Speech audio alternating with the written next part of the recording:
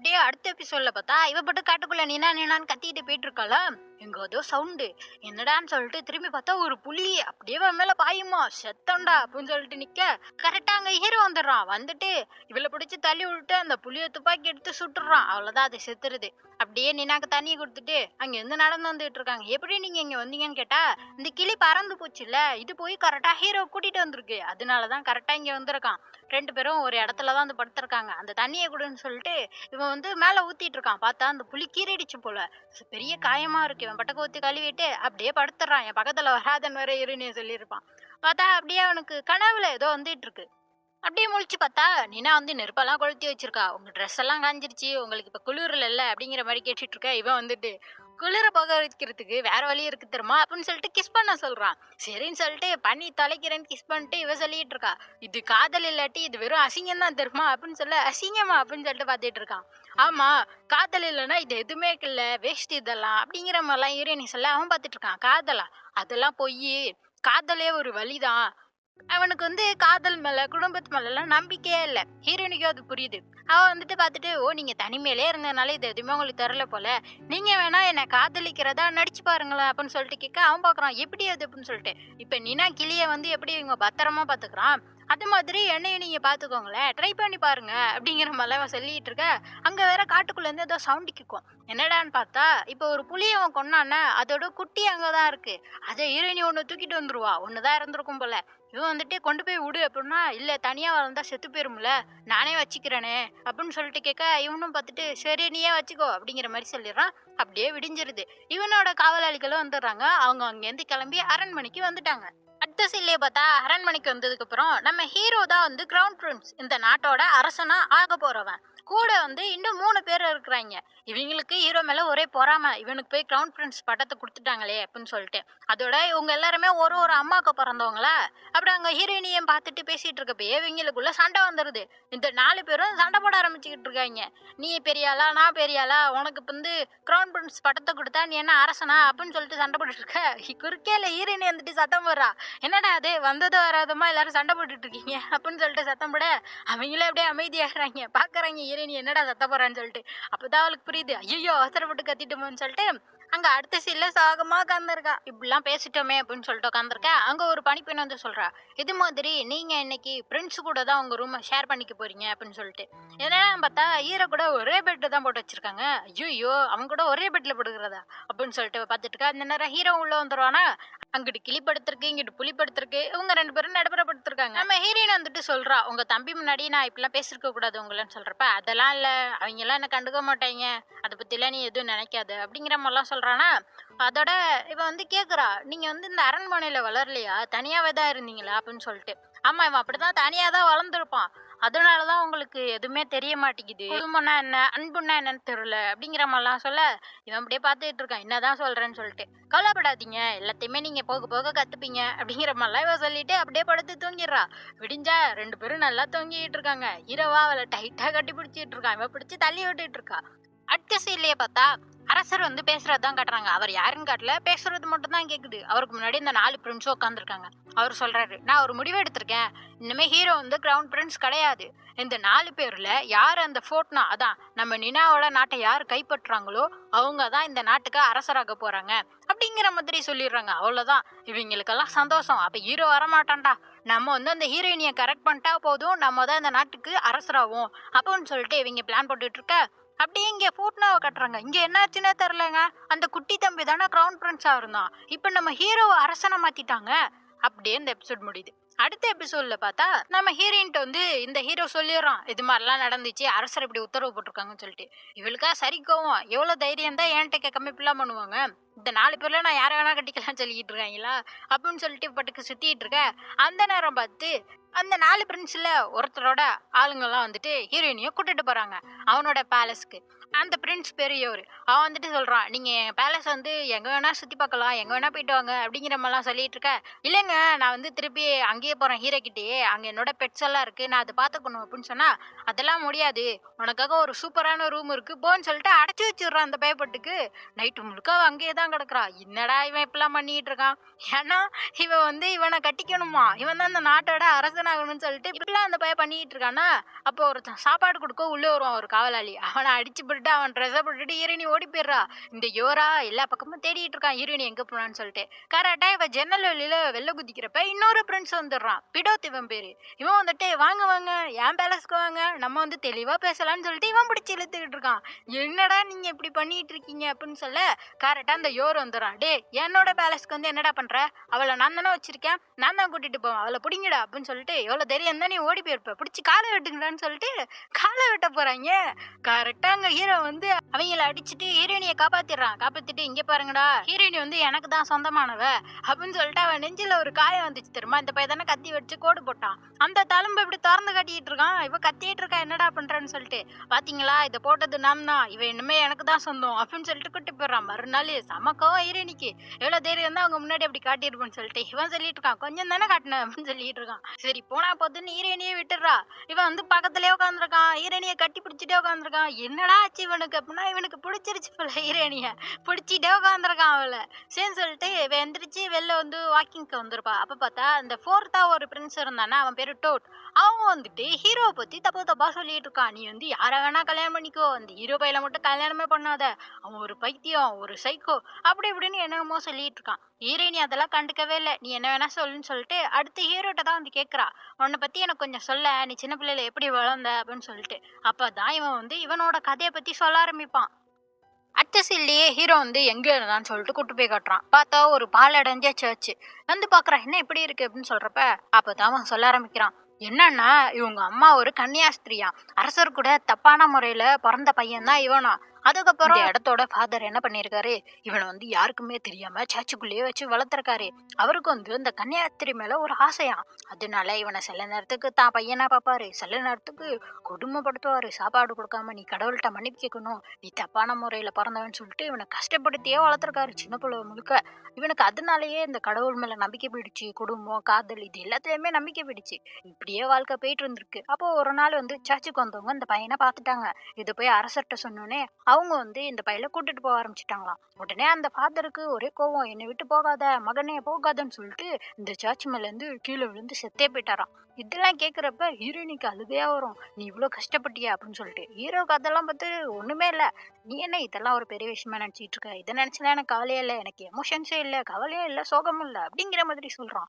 ஹீரோயினிக்கு இதை ஏத்துக்க முடியல. இல்ல நீ இப்பெல்லாம் இருக்கக்கூடாது, அப்படியே அவனை கட்டி பிடிச்சிட்டு, வாழ்க்கை எவ்வளவு அழகானது தெரியுமா, உனக்கு எல்லாத்தையுமே நான் சொல்லித்தரேன், வாழ்க்கை எவ்வளவு அழகானதுன்னு நான் உனக்கு சொல்லித்தரேன் அப்படிங்கிற முதல்ல சொல்லிட்டு இருக்கா. இவன் பார்த்துட்டு இருக்கா, என்னடா சொல்றான்னு சொல்லிட்டு. அதோட அங்க பனி கொட்ட ஆரம்பிக்குமா. ஹீரோயினி பார்த்துட்டு சொல்றா, அழகா இருக்குல்ல அப்படின்னு சொல்றப்ப ஹீரோ பாக்குறான், அழகா இருக்கா அப்படின்னு சொல்லிட்டு பாக்குறப்ப இவனுக்கும் அந்த இடமே அழகா தெரியுது இவ கூட இருக்கிறப்ப. அப்பதான் இவனுக்கும் புரியுது, இவ கூட இருக்கிறப்பதான் இது எல்லாமே அழகா இருக்குல்ல அப்படின்னு சொல்லிட்டு டைட்டாவில கட்டி பிடிச்சிக்கிட்டு, எனக்கு இதுவே போதும் எல்லாமே மாறிடும் அப்படிங்கிற மாதிரி ஹீரோ சொல்லிட்டு இருக்கான். இப்பதான் கொஞ்சம் கொஞ்சமா ஹீரோயினியை லவ் பண்ணவே ஆரம்பிக்கிறான். அதுக்குள்ள அடுத்த சீன்ல பாருங்களேன். அடுத்த சீன்ல உங்க கோட்டைக்கு வந்ததுக்கு அப்புறம் எல்லாரும் சொல்றாங்க, இது மாதிரி ஃபோர்ட்னால இருந்து தூதுவர்லாம் வந்திருக்காங்க அப்படின்னு சொல்லிட்டு. ஏன் என்னாச்சுன்னு கேக்குறப்ப, ஃபோர்ட்னா நாட்டுல தான் இப்ப நம்ம ஹீரோவெல்லாம் அரசராக்கியிருக்காங்க, அதான் அசூர, அதுக்காக தான் இங்க தூதுவர்லாம் வந்திருக்காங்க அப்படின்னு சொல்றப்ப ஹீரோயினியால நம்பவே முடியல, இது அசூர அரசனாக்கிட்டாங்களா, அப்படி அங்க என்னதான் நடந்துச்சு அப்படின்னு சொல்லிட்டு யாருதான் தூதுவர்னு சொல்லிட்டு ஓடி வந்து பாக்குறா. 4 பேர் வராங்க, அதுல நம்மளுக்கு மட்டும் காட்டுவாங்க, அதுலதான் ஹீரோ இருக்கிறான். அப்படியே இந்த எபிசோட் முடியுது. அப்படியே இந்த எபிசோட்ல பார்த்தா ஹீரோயினி அந்த தூதர்ல வந்து ஹீரோ இருக்கானா அப்படின்னு சொல்லிட்டு குடுகுடுன்னு முன்னாடி வந்து நிக்கிறா. பாக்குறா பின்னாடி தான் ஹீரோ நிக்கிறான்னு சொல்லிட்டு அப்படியே அவ பேச ஆரம்பிக்கிறா. நாட்டுல எல்லாரும் நல்லா இருக்காங்களா, எங்க அண்ணன் நல்லா இருக்கானா, தம்பி நல்லா இருக்கானா அப்படின்னு கேக்குறப்ப இன்னொருத்தவங்க தான் வந்து பதில் சொல்றான். என்ன அசூர் பேசவே மாட்றான், அவரை பேச சொல்லுங்க, எல்லாரும் பேசணும்ல, அவரை பேச சொல்லுங்க அப்படின்னு சொல்லிட்டு பின்னாடி இருக்கவனை பேச சொல்லுங்கன்னு கேட்டுட்டு இருக்கா. அவங்க வந்து அப்படியே அசூர் இவளை பார்த்துட்டு மூஞ்சி திருப்பிக்கிறானா. இவளுக்கு அப்படியே சோகமாயிருது, போச்சு நம்ம சொல்லாம அன்னைக்கு வந்ததுனால அசுர் நம்ம மேல கோவமா இருக்காரு போலயே அப்படின்னு சொல்லிட்டு இவ அப்படியே சோகமா நிக்க. அவங்க வந்து, இளவரசி அவன்லாம் உங்கள்கிட்ட பேசுற அளவுக்கு தகுதியானவன் கிடையாது, இது மாதிரி ஒரு முக்கியமான லெட்டர் கொடுக்க தான் நாங்க இந்த நாட்டுக்கு வந்தோம் அப்படின்னு சொல்லிட்டு, ஏன்னா வந்து அங்க புதுசா அரசருக்கு முடிசூட்டி இருக்காங்கல்ல, அதை பத்தி தெரிவிக்கிறதுக்கு தான் வந்திருக்காங்க அப்படின்னு சொல்லிட்டு அவன் அங்க இருந்து கிளம்ப. அவ்வளவுதான், அடுத்த சீன்ல ஹீரோயின் அப்படியே சோகமா உட்காந்துருக்கான். அசுர் நம்ம மேல கோவமா இருக்காரு போலயே அப்படின்னு சொல்லிட்டு உட்காந்துருக்க. இதை வந்து ஹீரோ பார்த்துட்டு இருக்கான். இனிமே அசுர் வந்து அசுர்னே சொல்லலாம், இந்த சேட்டையை வந்து ஹீரோன்னு சொல்லிக்கலாம். இவன் வந்து பார்த்துட்டே இருக்கான், என்னடா இவ சோகமா இருக்காளே, வீட்டு நினைப்பு வந்துட்டோன்னு சொல்லிட்டு ஸ்வீட் எல்லாம் எடுத்துட்டு வந்து சாப்பிட சொல்லிட்டு இருக்கான். இது மாதிரி ஒரு திருவிழா வரப்போகுது அப்படிங்கிற மாதிரிலாம் இவளை சந்தோஷப்படுத்தணும்னு எதை பேசிட்டு இருக்கான். அது ஹீரோயினுக்கும் புரியுது. ஆமா, நான் போட்ட பிளான் வந்து சரியா போயிட்டு இருக்கு. ஏன்னா அந்த பையனுக்கு தான் வந்து ஹீரோயினை பிடிக்க ஆரம்பிச்சிருது. இப்படியே நல்லபடியா போயிட்டு இருக்கணும், எதுவும் சொதப்பிக்க கூடாது அப்படின்னு சொல்லிட்டு இவளும் நல்லா சிரிச்சு பேசிக்கிட்டு சாப்பிட்டுட்டு இருக்கா. அடுத்த சீன்லயே பார்த்தா இவ வேகமா இந்த தூதர்கள் இருக்க இடத்துக்கு தான் வந்துகிட்டு இருக்கா, இந்த ஸ்வீட் எல்லாம் எடுத்துக்கிட்டு. இவங்க எல்லாம் பாக்குறாங்க, இங்க வந்திருக்கான்னு சொல்லிட்டு ஸ்வீட் கொடுக்க தான் வந்தேன்னு சொல்லிட்டு வேகமாற அசுர் மேல முட்டி எல்லாமே கீழே விழுந்து உடஞ்சிரும். அப்படியே பார்த்துட்டு இருக்கா, அசுர இவ பார்க்க, அசுர் இவளை பார்க்க, அப்படியே ரெண்டு பேரும் பார்த்துட்டு இருக்காங்களா குறுகுறுன்னு. பின்னாடியே ஹீரோ வந்து ஹீரோயினை பிடிச்சி தூக்கிடுறான். தூக்கிட்டு இங்க என்ன பண்ற, உனக்கு வீட்டு ஞாபகம் இருக்குன்னு எனக்கு தெரியும், இப்படி தூதர்லாம் வந்து பார்த்தேன்னு வையேன் உன்னே ஒரு உளவாளின்னு நினைச்சுப்போங்க அப்படிங்கிற மாதிரி ஹீரோ சொல்லிட்டு இருக்கா. அதெல்லாம் ஒண்ணும் இல்ல, இந்த நடுப்பர் இருக்காருல்ல, இவரை பாக்குறதுக்கு எனக்கு உதவி செஞ்ச மாதிரியே இருக்கிறாரு, அதனாலதான் நான் வந்தேன் அப்படிங்கிற மாதிரி சொல்ல உடனே அசுர் சொல்றான், இல்ல இளவரசி, இதான் உங்களை நான் ஃபர்ஸ்ட் பாக்குறது அப்படிங்கிற மாதிரி சொல்லிடுறானா. அப்படியே ஹீரோயின் நின்றுட்டு இருக்காளா. அப்ப வந்து டக்குன்னு நம்ம அசுர் அவ கால்கிட்ட போய் எது எடுக்கிறான், என்னன்னா அந்த ஜாடி உடஞ்சிச்சுல, அது உங்க கால் கீழே இருக்கு அப்படின்னு சொல்லிட்டு எடுக்க, அவ்வளவுதான் ஹீரோக்கு பராம வந்துருது. ஹீரோயினை பிடிச்சவங்கிட்ட தூக்கி வச்சுட்டு இவன்ட்ட நீங்க நிஜமாவே தூதர் தானா அப்படின்னு சொல்லிட்டு ஒரு வாள் எடுத்து வீச அசுர் அப்படியே அசையாம நிக்கிறான்.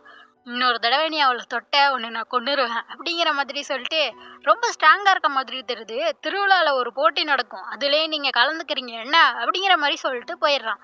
அந்த போட்டியில என்னன்னா இளவரசர்கள்லாம் கலந்துக்க கூடாது. இந்த கல்கடா நாட்டை சேர்ந்த இளவரசர்கள் அதுல கலந்துக்க கூடாது.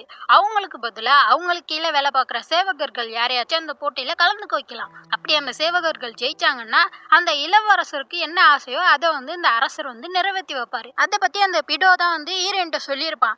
ஹீரோயினி கேட்குறாப்ப நான் கலந்துக்கலாமான்னு சொல்லிட்டு, நீங்க கலந்துக்கலாம், உங்களுக்கெல்லாம் எந்த தடையும் இல்லை அப்படின்னு சொல்றப்ப இவளுக்கு ஒரு ஐடியா, நம்ம கலந்துக்கிட்டு நம்ம வந்து ஃபோர்ட்னாவை உங்களை விட சொல்லிட்டா அரசர் விட்டுருவார்ல அப்படிங்கிற மாதிரி ஐடியா பண்ணிட்டு வால் வித்த கத்துக்கணும்னு சொல்லிட்டு கேட்க ஹீரோ பார்த்துட்டு இருக்கான். அதெல்லாம் உன்னால கத்துக்க முடியாது, கஷ்டமானது அப்படிங்கிற மாதிரிலாம் சொல்லிட்டு அவன் என்ன சொல்றான்னா, அப்படி கஷ்டமான வால் வித்தையவே நான் ஈஸியா கத்துக்கிட்டேன், ஆனா உன்னை பத்தி என்னால புரிஞ்சிக்கவே முடியலையே, நீ வந்து நான் யோசிக்காதது எதையோ அதைத்தான் பண்ற அப்படிங்கிற மாதிரிலாம் சொல்லிட்டு இருக்கனா. இவன் சொல்லிட்டு இருக்கா, என்ன நீங்க புரிஞ்சிக்க விடவே மாட்டேனா அப்படின்னு சொல்றப்ப அப்படியே இவன் பார்த்துட்டு, அவனுக்கு காதல் இல்லாம எதுவுமே வேணாம்ல அப்படின்னு சொல்லிட்டு அவளை கிஸ் பண்ணிட்டு, அப்ப இது ஓகே தானே அப்படிங்கிற மாதிரி சொல்றான். என்னன்னா இவன் வந்து ஹீரோயினியை லவ் பண்றான், அது எப்படி மறைமுகமா சொல்றான். ஹீரோயினி எப்படி பார்த்துட்டு இப்ப இவர் என்ன சொல்ல வர்றாரு அப்படின்னு சொல்லிட்டு பார்த்துட்டு இருக்க. இங்க அப்படியே நைட் ஆயிருது. நைட் ஆனோடனே இகாமி வந்து நம்ம ஹீரோயினியை கூட்டிட்டு போறாங்க. வா இங்க கொஞ்ச நேரம் வா அப்படின்னு சொல்லிட்டு எங்க போறாங்கன்னு பார்த்தா அங்கதான் அசுர் நின்றுட்டு இருக்கான். அவன் வெளில நின்று சொல்லிட்டு இருக்கான், நீ கவலைப்படாத, உனக்கு கல்யாணம் நடக்காது, அதுக்கு முன்னாடியே உன்னை நாங்க இங்க இருந்து கூட்டிட்டு போயிருவோம், அதுதான் பிளானு, அதுக்காக தான் நான் இங்க வந்தேன் அப்படிங்கிற மாதிரி எந்த பயப்பட்டு சொல்லிட்டு இருக்கான். அவ்வளவுதான். அது கேட்டு வந்தோடனே ஹீரோயினுக்கு ஒரே அழுகையா வருது. எல்லாம் இங்க கரெக்டா போயிட்டு இருக்கு, இப்ப என்னன்னா திடீர்னு இவன் வந்துட்டு கூட்டிட்டு போறாங்கிறான், இப்ப என்னதான் நடக்க போகுது அப்படின்னு சொல்லிட்டு இவ அழுதுகிட்டு இருக்கா.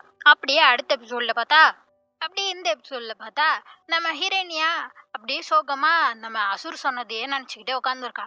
ஹீரோ வந்து பாக்குறான், திருப்பி உனக்கு வீட்டு ஞாபகமா அப்படின்னு சொல்லிட்டு பக்கத்துல வந்து உட்காந்துருக்க.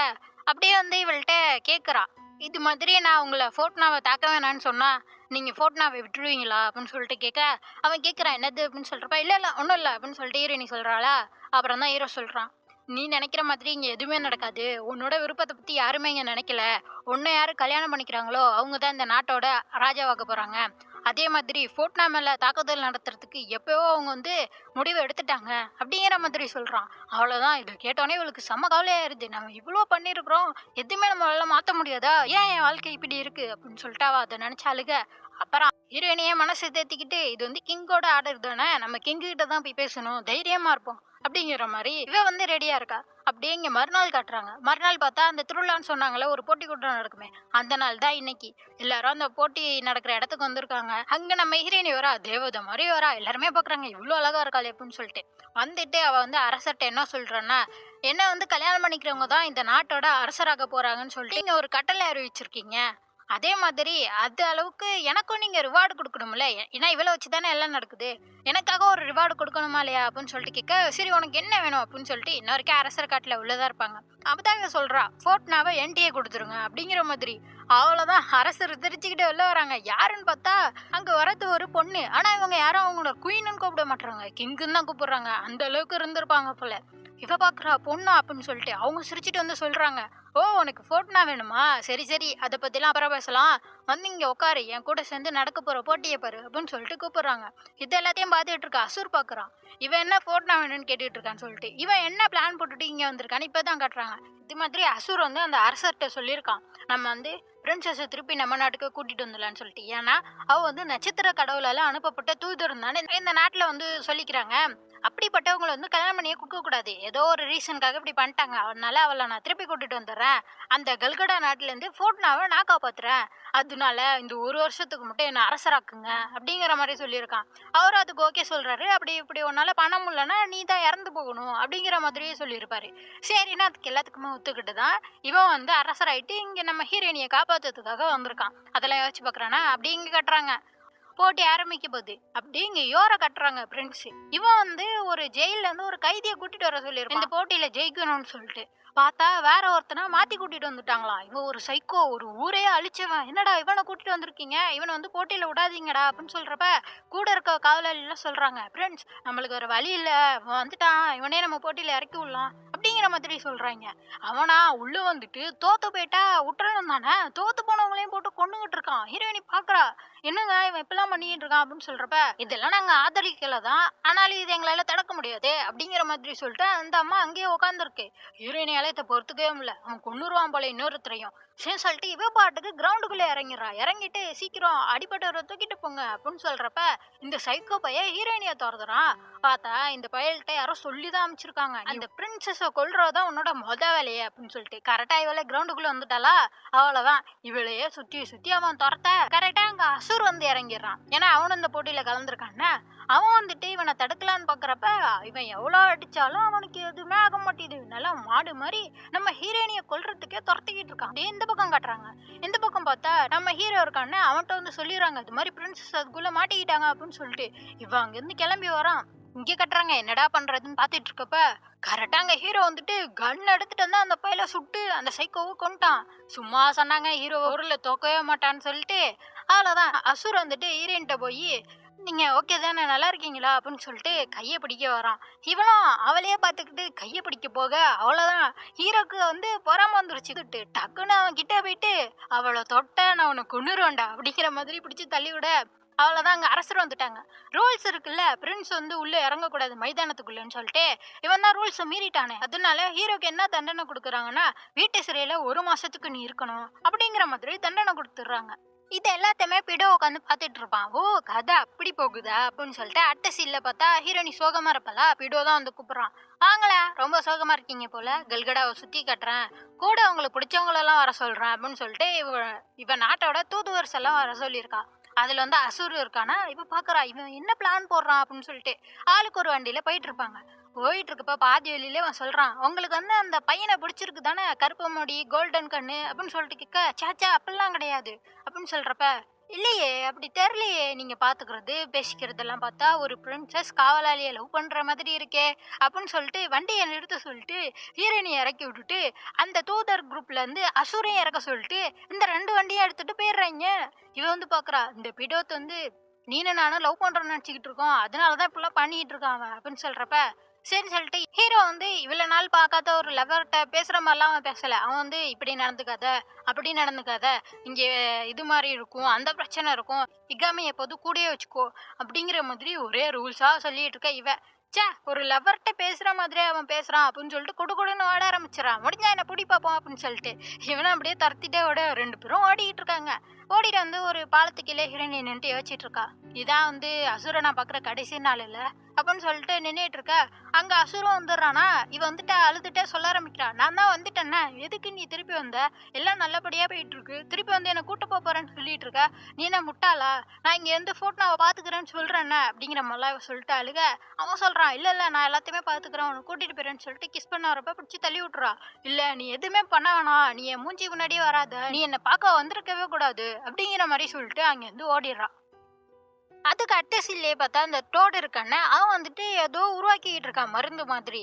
இது வந்து நான் நல்லதுக்காக தான் பண்றேன். என்னோட சந்தோஷத்துக்காக தான் இதெல்லாம் பண்ணிட்டு இருக்கேன் அப்படிங்கிற மாதிரிலாம் சொல்றான். ரூமுல வந்து ஒரே ஹீரோ போட்டோவா மாட்டி வச்சிருக்கிறான். இந்த பையன் தான் ஏதோ பண்ணியிருக்கிறான் போல. அப்படியே இங்கே காட்டுறாங்க. நான் நைட்டு போல அங்க விருந்து நடக்குது. அங்க ஹீரோயினி வராளா? அந்த கிங் வந்து சொல்றாங்க இது மாதிரி ஹீரோயினிக்கும் ஹீரோக்கும் இந்த 1 மாசம் முடிஞ்சோடனே கல்யாணம் பண்ணி வைக்க போறோம் அப்படின்னு சொல்லிட்டு. ஏன்னா அவங்க அப்பதான் சீக்கிரமா ஃபோர்ட்னாமல வந்து போர் தொடுக்க முடியும்னு சொல்லிட்டு இந்த கிங் இப்படி ஒரு பிளான் போட்டிருக்காங்களா, இவ்வளவு சீக்கிரம் கல்யாணமான்னு சொல்லிட்டு ஹீரோயினி அப்படியே குழம்பி போய் ரூமுக்கு வந்துடுறா, சோகமாவே இருக்கா. இதுக்கு முன்னாடி ஒரு சீன்ல என்ன ஆகும்னா, இந்த நம்ம ஹீரோயினி கூட இருக்கால இந்த மெய்டு, அவள்கிட்ட வந்து ஒருத்தவங்க கொடுப்பாங்க. இதை வந்து சாப்பாட்டுல கலந்து குடிச்சா வந்து உடம்புக்கு நல்லது, சோகமா இருக்கப்ப வந்து சந்தோஷமான அமைதி கிடைக்கும் அப்படிங்கிற மாதிரிலாம் சொல்லிட்டு ஒரு மருந்து இவள்கிட்ட கொடுத்துட்டு போவாங்க. சரின்னு சொல்லிட்டு இவளும் வாங்கி வச்சிருப்பாளா. அப்புறம் வந்து ஹீரோயினி தான் இங்கே சோகமா உட்காந்துருக்காளே, அதனால சரி இந்த மருந்து இவங்களுக்கு கொடுக்கலாம் அப்படின்னு சொல்லிட்டு இகாமிட்ட காட்டுவோம். அவங்க அதை வாங்கி பார்த்துட்டு ஓ சரி நான் பார்த்துக்கிறேன் அப்படின்னு சொல்லிட்டு அவங்க வந்து ஸ்வீட்டும் டீயும் போட்டு தருவாங்க. நீ வந்து போய் ஹீரோவை பார்க்கவே இல்லைல்ல, போயிட்டு இதெல்லாம் கொடுத்து ஹீரோட்ட பேசிட்டு வா போ அப்படின்னு சொல்லிட்டு அமுச்சு வைக்கிறாங்க. அதே மாதிரி ஸ்வீட்டும் டீயும் எடுத்துக்கிட்டு ஹீரோயின் இங்கே வர இவன் கேட்குறான், ஏன் என்னாச்சு வெளில என்ன நடந்துச்சுன்னு கேட்குறப்ப, அதுவா உன்னை திருப்பி க்ரௌன் பிரின்ஸ் ஆக்கிட்டாங்க, உனக்கு எனக்கு இன்னும் 1 மாசத்துல கல்யாணமா அப்படின்னு சொல்கிறப்ப, ஓ அப்படியா அப்படின்னு சொல்லிட்டு அமைதியாக இருக்கான். இவனுக்கு எந்த பிரச்சனையுமே இல்லை போலயே அப்படின்னு சொல்லிட்டு சோகமாக இருக்கான். இன்னும் 1 மாசம் தான் இருக்கு, ஃபோர்ட்னா மேலே இவங்க போர் தொடுக்காம எப்படி தடுக்கிறதுன்னு சொல்லிட்டு யோசிச்சுட்டு இருக்கான். அவன் சொல்கிறான், கல்யாணம் முடிஞ்சதுக்கு அப்புறம் ஃபோர்ட்னா மேலே போர் தான் தொடுக்க போகிறாங்க அப்படிங்கிற மாதிரிலாம் சொல்லிட்டு இருக்க. இவளுக்கு அப்படியே சோகமாக இருக்கு. அவன் சொல்கிறான், நீ கவலைப்படாத, நான் வந்து யார் என்னை தாக்க வராங்களோ அவங்கள மட்டும்தான் கொள்ளுவேன், மித்த எல்லாரையும் விட்டுருவேன் அப்படிங்கிற மாதிரி சொல்றான். இவன் வந்து அழுதுட்டே சொல்றா, இல்ல இல்ல ஃபோர்ட்னா மேல போர் தொடுக்காதீங்களே, படம் எடுக்காதீங்க அப்படிங்கிற மாதிரி சொன்னோன்னே, சரி நான் படம் எடுக்கல அப்படின்னு டக்குன்னு சொல்லிடுறான். இவளால நம்பவே முடியல. என்ன பொசுக்குன்னு ஒத்துக்கிட்டான் அப்படின்னு சொல்லிட்டு பார்க்க, ஏன் அப்படி அப்படின்னு கேட்கிறப்ப அப்பதான் அவன் சொல்றான், அவனுக்கு இவ்வளவு நாள் வரைக்கும் ஒரு ரீசனே இல்ல இந்த அரசர் சொல்றத எதிர்க்கணும்னு சொல்லிட்டு. இப்பதான் நீ இருக்கில்ல, உனக்காக நான் அரசரையும் எதிர்ப்பேன் அப்படிங்கிற மாதிரி சொல்றான். அந்த அளவுக்கு இவன் லவ் பண்றாங்க. ஹீரோயினிக்கா ஒரே சந்தோஷம், அப்பாடா எல்லாம் சரியா முடிஞ்சிருண்டா அப்படின்னு சொல்லிட்டு டீ குடிக்கிறீங்களா அப்படின்னு சொல்லிட்டு கேட்க, இவன் வந்து ஸ்வீட் சாப்பிட மாட்டான். சரி சொல்லிட்டு அவனுக்கு டீ மட்டும் ஊத்தி கொடுக்க 1 வாய் தான் வைப்பான். அவ்வளவுதான், அப்படியே ரத்தம் கக்கி கீழே விழுகுறான். ஐயோ உங்களுக்கு என்னாச்சு என்னாச்சு அப்படின்னு சொல்லிட்டு யாராச்சும் வாங்கன்னு கூட்டிட்டு இருந்தா அங்கேருந்து இகாமி வருவா. வந்துட்டு கத்தி எடுத்து கொல்ல பாக்குறா. அப்படியே இந்த எபிசோட் முடியுது. அப்படியே இந்த எபிசோட்ல பார்த்தா இகாமிய ஹீரோயினி பிடிச்சி தள்ளி விட்டுட்டு இவ மண்டையில இருக்க ஒரு கிளிப் எடுத்து இகாமிய குத்தி விட்டுறா. அங்கேருந்து அவன் ஓடி போயிடுறான். அந்த நேரம் கரெக்டா காவலாளிலாம் வர எல்லாரும் என்ன நினைப்பாங்க, ஹீரோயினி தான் வந்து சாப்பாடு கொடுத்துருக்கா, அப்ப விஷம் வச்சது யாரு, இவ தானே அப்படின்னு தானே நினைப்பாங்க. அதே மாதிரி கொண்டு வந்து ஜெயில போட்டுடுறாங்க. இவ அப்படியே சோகமா படுத்திருக்கா, ஏன் இகாமி இப்படிலாம் பண்ணா அப்படின்னு சொல்லிட்டு யோசிச்சுட்டு இருக்கா. அப்படியே இகாமி கட்டுறாங்க. இவ்வளவு நாள் பொண்ணா தானே இருந்தான், இவன் வந்து ஒரு பையன் நடிச்சிட்டு இருந்திருக்கான். அந்த கொள்ளு தாத்தா இருக்காருல்ல, அவர் தான் ஃபோர்ட்னா நாட்டுக்கு நல்லது நடக்கணும்னு சொல்லிட்டு இவனை இப்படி அமுச்சு வச்சிருக்காரு. என்ன பிளான்னா, ஹீரோ தான் இந்த நாட்டோட முக்கிய படை தளபதி, அவனை கொண்டாவே போதும் இந்த நாடு அவ்வளவு சீக்கிரம் ஜெயிக்காது, அதுக்கு தான் பிளான் போட்டு அமுச்சிருக்காங்க. அங்க மட்டும் ஹீரோயினி விஷம் குடிக்கலன்னா ஹீரோயினையும் கொல்றதுதான் இவன் பிளான், 2 பேரையும் கொண்டுணும்னு சொல்லிட்டு. ஆனா இவ்வளவு நாள் ஹீரோயினி கூட இருந்திருக்கான்ல, அந்த பாசத்தால அவளை கொல்ல முடியல இவனால, இப்படி ஆயிடுச்சு அப்படின்னு சொல்லிட்டு வச்சுட்டு இருக்கா. அப்படியே நம்ம ஹீரோயினை கட்டுறாங்க. அவ அங்க ஜெயிலே யோசிச்சுட்டு இருக்காளா. அங்க இக்காமி வர இவ சொல்றா, என்ன உன் பிளான் படி எல்லாம் நல்லபடியா நடந்துச்சா, இப்போ வந்து அவனை வந்து கொல்ல நினைச்சதுல என்ன கொல்ல போறாங்க அப்படிங்கிற மாதிரிலாம் சொல்ல, இல்ல இல்ல நீங்க தப்பா புரிஞ்சுக்கிட்டீங்க அப்படிலாம் சொல்லிட்டு இருக்க, எனக்கு தெரியும் நீ ஃபோர்ட்னா நாட்டுக்காக தானே இதெல்லாம் பண்ற அப்படின்னு சொல்றப்ப, அதோட நான் போட்ட பிளான் வந்து வேஸ்ட் ஆயிடுச்சு, நீ கவலைப்படாதீங்க, உங்க மேல எந்த தப்புமே வராது, இது மாதிரி அந்த தப்பு பண்ணது நான் தான் சொல்லிட்டு நான் வந்து தற்கொலை பண்ணிக்க போறேன் அப்படிங்கிற மாதிரி சொல்லிட்டு இருக்கான். ஹீரோயினிக்கு செம்ம கோவம் வந்துருது. முட்டாள்தனமா எதுவும் பண்ணிட்டு இருக்காத, நீ உயிரோட இருக்க, எங்க இருந்தாலும் நீ உயிரோட இருக்க, நான் வந்து உன்னை உதப்பேன் அப்படிங்கிற மாதிரிலாம் இவ சொல்லிட்டு இருக்கா. அங்க இருந்து ஹிக்காமி கிளம்பி போயிடுறான். இங்க அடுத்த சீன்ல காட்டுறாங்க, அரசர் நம்ம ஹீரோயினியை விசாரிக்கிறாங்க. அதுல விஷம் இருந்தது உனக்கு தெரியுமா அப்படின்னு சொல்றப்ப, இல்ல எனக்கு தெரியாது அப்படின்னு சொல்றான். ஆனா நீ அதுல கொஞ்சம் கூட குடிக்கலையே அப்படின்னு சொல்றப்ப, இல்ல எல்லாமே தற்செயலா நடந்துருச்சு அப்படிங்கிற மாதிரி சொல்லிட்டு இருக்கா. அப்ப வந்து இவளோட பணிப்பெண்கள் பேசணும்னு ஆசைப்படுறாங்கன்னு சொன்னோடனே, சரி அவங்கள கூப்பிடணுன்னே ஹிக்காமி வரா. நான் தான் அந்த டீயையும் ஸ்நாக்ஸையும் ரெடி பண்ணேன், அதுல விஷம் இருந்ததே எனக்கு தெரியாது அப்படின்னு சொல்றப்ப, கூட நிக்கிற அந்த மைடு அவ சொல்றா, இது மாதிரி நான் சொல்றேன், என்கிட்ட வந்து இந்த யோர் இருக்கான பிரின்ஸ், அவங்க கூட இருக்க ஒரு காவலாளி தான் வந்து அந்த மருந்து கொடுத்தாங்க, அது சோகமா இருக்கப்ப அதை யூஸ் பண்ணா சந்தோஷமாவாங்கன்னு சொல்லிட்டு, அதனாலதான் அதை நாங்க சாப்பாட்டுல கலந்தோம் அப்படிங்கிற மாதிரி அவ சொல்றா. அங்க யோர் கத்துறான், எது ஏன் ஆளுங்களா அப்பெல்லாம் பண்ணவே மாட்டாங்க அப்படின்னு சொல்றப்ப, இல்ல உங்க யூனிஃபார்ம் போட்டுட்டு தான் அவர் வந்து இந்த மருந்து என்கிட்ட கொடுத்தாரு அப்படிங்கிற மாதிரி அவ சொல்லிட்டு இருக்கா. இதை அரசி பார்த்துட்டு சரி எதா இருந்தாலும் ஹீரோ எந்திரிக்கட்டும் அதுக்கப்புறம் பேசிப்போம்னு சொல்லிட்டு இவளை திருப்பி ஜெயில அடைச்சிடுறாங்க. அதே மாதிரி இவங்க நாட்டு தூதுவரெல்லாம் வந்தாங்கல்ல அசுர், அவங்களையும் கிளப்பி விடுறாங்க. நீங்க வந்து உங்க நாட்டுக்கே போங்க, கல்யாணத்தை தள்ளி வச்சுச்சு அப்படின்னு சொல்லிட்டு அவங்கள அமுச்சு விடுறாங்க. அப்படியே இங்கே கட்டுறாங்க, நம்ம ஹீரோயினி ஜெயில உட்காந்துருக்கா. அதுக்கு முன்னாடி ஒரு சீன் என்ன ஆயிடுச்சுன்னா, அந்த மேடு பொண்ணு அழுதுகிட்டு இருப்பா. பார்த்தா இக்காமி தூக்குல தொங்கிட்டாலாம். அது எழுதி வச்சிருப்பா, எங்க பிரின்சஸ் எதுவுமே பண்ணல, அவங்கள விட்டுருங்க அப்படின்னு சொல்லிட்டு எழுதி வச்சுட்டு இவ தூக்குல தொங்கிட்டா. அதுக்கப்புறம் இங்க ஹீரோயினை கட்டுறாங்க. இவ ஜெயில அதெல்லாம் தெரியாம உட்காந்துருப்பாளா. அப்போ இங்கே டோடு வரான். அவன் வந்துட்டு என்ன சொல்றான்னா, என்ன ஜெயில கூட சந்தோஷமா இருக்கியே அப்படிங்கிற மாதிரிலாம் சொல்லிட்டு இருக்க. ஹீரோயினி பார்த்துட்டு இருக்கா. நான் என்னங்க தப்பு பண்ண கவலைப்படுறதுக்கு, அதோட ஹீரோட்ட பேசணும், அதுக்கு ஏதாச்சும் பண்ண முடியுமான்னு கேட்குறப்ப, ஹீரோட்ட பேசணுமா, அவன் பாட்டுக்கு எந்திரிச்சோன்னே நீ தான் அவனுக்கு விஷம் கொடுத்துட்டேன்னு உன்னை கொண்டுட்டா அப்படின்னு சொல்றப்ப, சேச்சே ஹீரோ அப்படிலாம் கிடையாது, நான் சொன்னா அவன் புரிஞ்சுப்பான், நான் உண்மையை தான் சொல்றேன்னு அவனுக்கு தெரியும் அப்படிங்கிற மாதிரிலாம் சொல்ல, இதனால தான் எனக்கு உன்னை சுத்தமா பிடிக்கல, உன்னால தான் அவன் வந்து மொத்தமா மாற போறான், அவன் அப்படி மாறுறது எனக்கு பிடிக்கல. இவனுக்கு என்னன்னா ஹீரோ வந்து எப்படி ஒரு அரக்கத்தனமா போர்ல ஜெயிச்சுக்கிட்டு ஒரு மனுஷத்தனமே இல்லாம இருக்கிறான், அப்படி இருக்கணும் தான் இந்த டோட் பயலுக்கு ஆசை. ஹீரோயினி வந்து ஹீரோவை மாத்திட்டாலாம், எப்படி மாறி போயிருவானோ அப்படின்னு சொல்லிட்டு தான் ஹீரோயின் இருக்கக்கூடாது, அவளை காலி பண்ணணும்னு சொல்லிட்டு தான் இந்த பையன் எல்லாத்தையுமே பண்ணியிருக்கான். இது ஹீரோயினிக்கு புரிஞ்சிருது. அப்ப நீ தான் வந்து விஷம் கொடுத்தியா அப்படின்னு சொல்றப்ப உடனே அவன் பேச்ச மாத்துறான். நான் கொடுத்தனா, நீ தான் விஷம் கொடுத்து ஹீரோவோ கொல்ல பார்த்திருக்க, ஏன்னா நீ கொண்டு போனால அந்த ஸ்நாக்ஸ் ஸ்வீட்டும் எடுத்துட்டு போயிருப்பால, அதுல இந்த விஷத்தை முறிக்கிறதுக்கு மருந்து இருக்கான். இவ யோசிக்கிறா, உடனே இக்காமி தானே பண்ணி கொடுத்தா, இக்காமி வந்து ஹீரோயினுக்கு எதுவும் ஆயிடக்கூடாதுன்னு சொல்லிட்டு தான் இப்படி பண்ணி கொடுத்துருக்கா, அதை யோசிச்சுட்டு இருக்க. அதோட உனக்கு தெரியுமா, உன்னால போய் ஹீரோவெல்லாம் பார்க்க முடியாது, உன்னை வந்து இங்கேருந்து தூரமா அமுச்சு வைக்க போறாங்க, அங்க போய் நீ செத்து போயிருவ. அதோட உன் நாட்டு தூதர்களை ரிட்டர்ன் அனுப்பிச்சிட்டாங்க, அவங்களும் அப்படியே நாட்டுக்கு போய் சேர மாட்டாங்க, பின்னாடியே ஆரம்பிச்சிருக்காங்க அவங்களையும் முடிச்சுக்கிட்ட அப்படிங்கிற மாதிரிலாம் அவன் சொல்லிடுறான். இவளுக்கு ஒரே காலையா போயிருது, ஐயோ அசுருக்கு தான் ஆயிருமோன்னு சொல்லிட்டு. இப்ப மறுநாள் காட்டுறாங்க, அரசர் வந்து இவளை வந்து வேற ஒரு இடத்துல இருக்க ஜெயிலுக்கு மாத்த போறாங்களாம். அவங்க சொல்றாங்க, இது மாதிரி உன் கூட உன்னோட 2 மேடே அமுச்சு வைக்கலான்னு பார்த்தேன், ஆனா ஒரு மேடு தூக்குல தொங்கிட்டா அப்படின்னு சொல்லிட்டு இக்காமி தொங்கிட்டான்னு சொன்னோன்னே இன்னும் இவளுக்கு கவலையாயிருது. அசுரு அங்க சாக போறான், இக்காமி இங்க செத்து போயிட்டா அப்படின்னு சொல்லிட்டு இவ உடஞ்சு போயிடுறா. அப்படியே சோகமா நடந்து போக அப்பதான் அந்த இன்னொரு மேடு வந்து சொல்றா, கவலைப்படாதீங்க, அங்க செத்தது இகாமி கிடையாது, வேற யாரோ ஒருத்தர் தான், அதோட இகாமி இதை உங்கள்கிட்ட சொல்ல சொன்னாங்க அப்படின்னு சொல்லிட்டு. என்ன சொல்லியிருப்பான்னா, இது மாதிரி இவன் இங்கேருந்து தப்பிச்சு போயிருக்கான், யாரை காப்பாத்த, அசுரை காப்பாத்த, அங்க போய் நான் வந்து நம்ம நாட்டு தூதர்களை பாத்துக்கிறேன், அசுரை பாத்துக்கிறேன்னு சொல்லிட்டு தான் போயிருக்கான். இதை கேட்டோன்னா தான் இவளுக்கு மனசே அமைதியாகுது. அப்படியே இவளை இன்னொரு ஜெயிலுக்கு கூட்டிட்டு போயிட்டு இருக்காங்க. அப்படியே லாஸ்ட் சீன்ல பார்த்தா நம்ம ஹீரோ பிரின்ஸ் சேர்த்து எந்திரிச்சிட்டான். எந்திரிச்சிட்டு அந்த டோடு பையில கொன்னுட்டான். கொண்டு இவன் கேட்டுட்டு இருக்கான், நீ நான் எங்க போனோம் அப்படின்னு சொல்லிட்டு. அப்படியே அந்த சீரீஸ் முடியுது. சூப்பரா இருந்துச்சுல. சீசன் 2 வந்தா இன்னும் சூப்பரா இருக்கும். ஆனா ரொம்ப நாள் ஆயிடுச்சு, இன்னும் சீசன் 2 வரவே இல்லை. சரி நீங்க சொல்லுங்க, இந்த 2 ஹீரோல ஹீரோயினி எந்த ஹீரோ கூட சேருவான்னு நீங்க நினைக்கிறீங்க அப்படின்னு சொல்லிட்டு கமெண்ட் பண்ணுங்க. அடுத்து ஒரு சூப்பரான சீரிஸ் எடுத்துட்டு வரேன்.